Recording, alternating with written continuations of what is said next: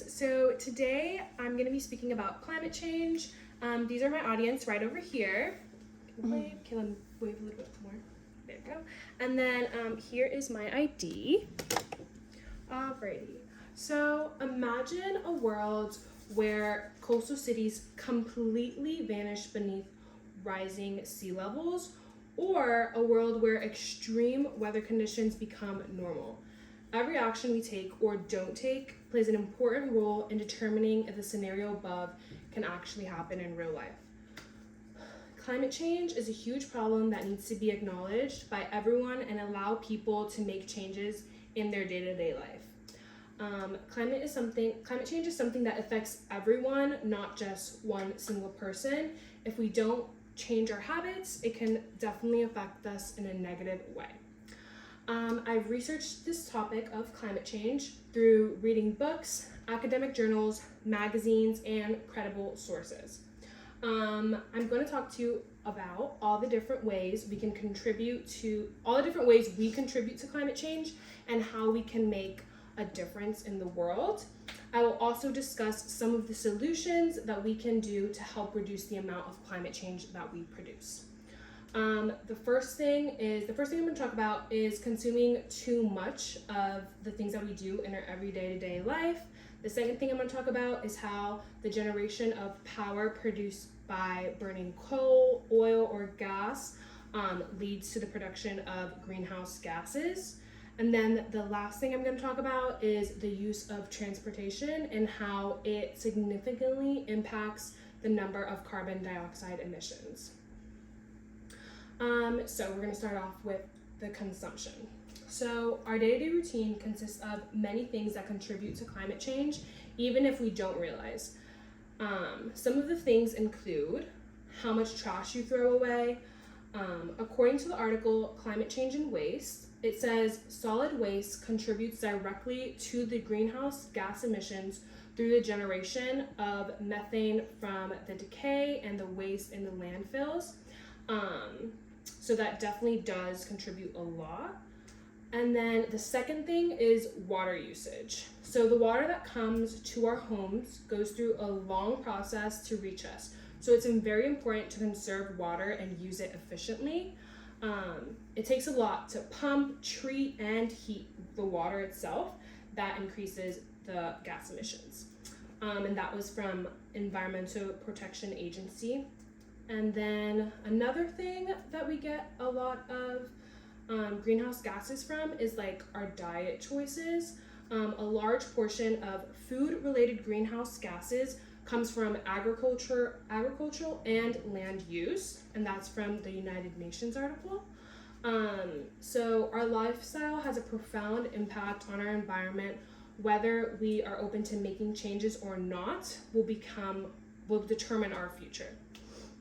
According to the book Climate Change for Dummies, it says one North American emits the same amount as 2.5 Europeans.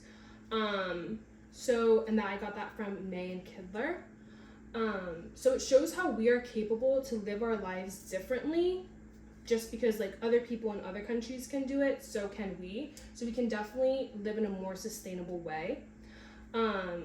So due to the fact that we are releasing these greenhouse gases in our environment, it leads to an abundance of greenhouse gases in the atmosphere, and it traps all the heat in our environment. And that is from Climate Change. So some of the solutions, as we all know, a good way to limit your trash is to reduce, reuse, and recycle. Another way is to choose products with less packaging.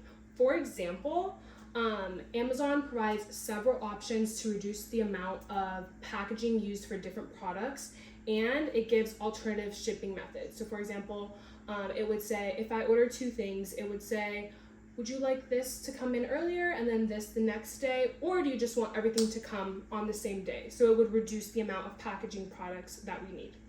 Another thing is conserving water can be done simply turning off the water when you're brushing your teeth in the morning, or by turning it off in between washing your dishes. Simple things like that can create a huge impact. Another thing is our diet choices. So minimizing processed foods and meat consumption can greatly change the impact that food production has on climate change. So now that we have discussed some of the ways climate change is caused in our day-to-day routine, we will talk about the effects of generating power. So generating power is produced by burning coal, oil, or gas. This leads to the production of greenhouse gases.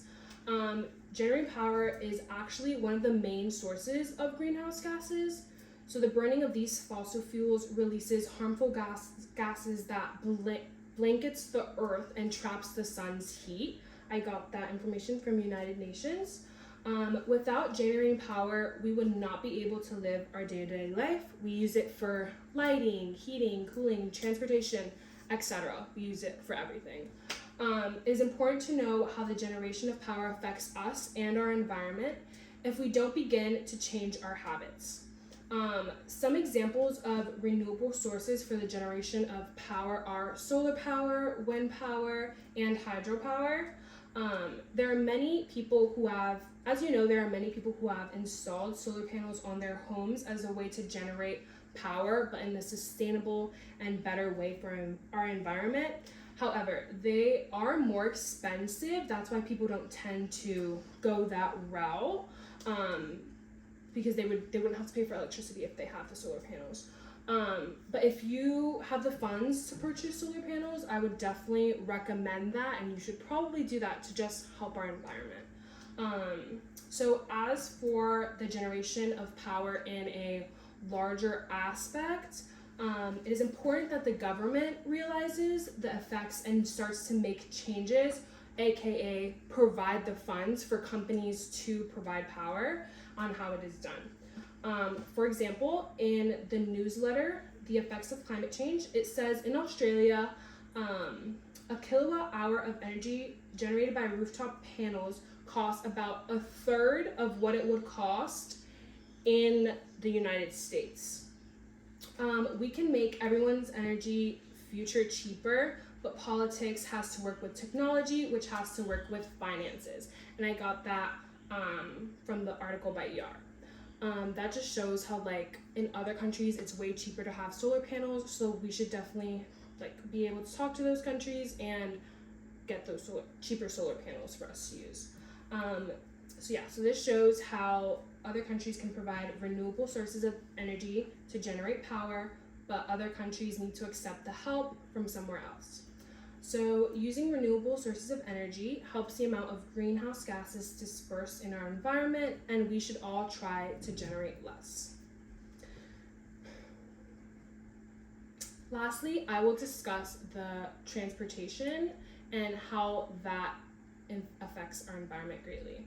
So the use of transportation significantly impacts the number of carbon dioxide emissions produced. So our choice on how we move around, if it's by our vehicles, public transportation, or by air, has a huge impact on our environment. Transportation actually has the highest percent of greenhouse gases that were produced in 2021, which was 29%. And I got that from Fast Facts on transportation gas emissions. The combustion of fossil fuels that is released from the methods of transportation releases carbon dioxide into the atmosphere, which yet again, as I stated earlier, traps the heat and causes temperature to rise. There are some ways we can lessen the amount of greenhouse gases that are released in our environment. Electric vehicles are one of the ways that significantly can better our environment. So if we have the funds for it, you should probably look into some electric vehicles. In many places, public transportation isn't as common as it used to be. However, it can make a significant impact to our environment if people took advantage of what was around. Another thing, of course, would be to carpool with friends or with coworkers. That would definitely save you some money, gas money, and it would also help the environment.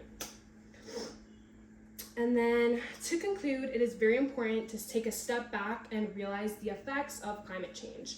Climate change is a huge problem that needs to be acknowledged by everyone and allow people to make changes on an individual and global level. Today I talked to you guys about how the consumption on our everyday life can generate the carbon dioxide and emissions to our environment. I also talked about generating power, and I also talked about the use of transportation. To conclude, we should all keep in mind of these things, and we should try to help reduce the greenhouse emissions to better our environment. Thank you.